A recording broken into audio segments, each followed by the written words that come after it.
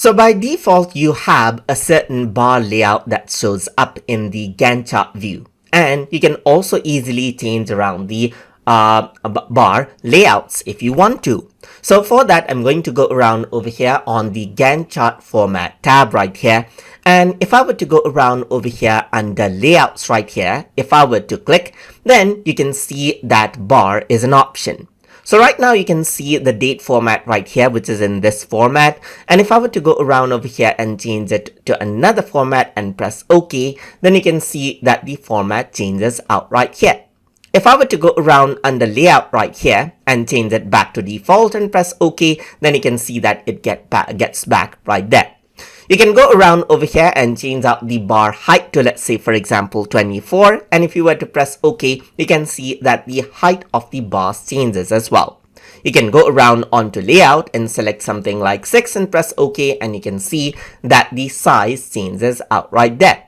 If I were to go around over here, then you can see that you can choose around, let's say, for example, 12 right here, and always roll up Gantt bar. Then you can see the details over here just like this as well.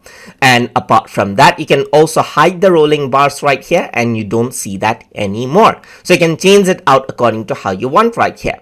So you can round the bar to whole days, as you can see, or you can disable it right here so that the rounding changes out over here to be precise layout as well. You can also show the bar split or hide it out right here, and the splits that you have in between the bars gets hidden out as well.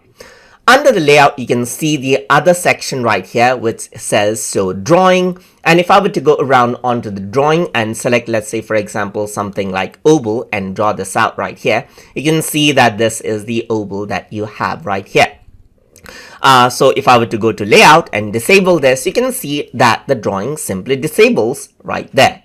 And that is how you can go around and then change the bar layouts according to how you want, and then change the overall outlook of what you see for your tasks. So hope you guys learned something as always. And as always, please like, comment, share, and subscribe.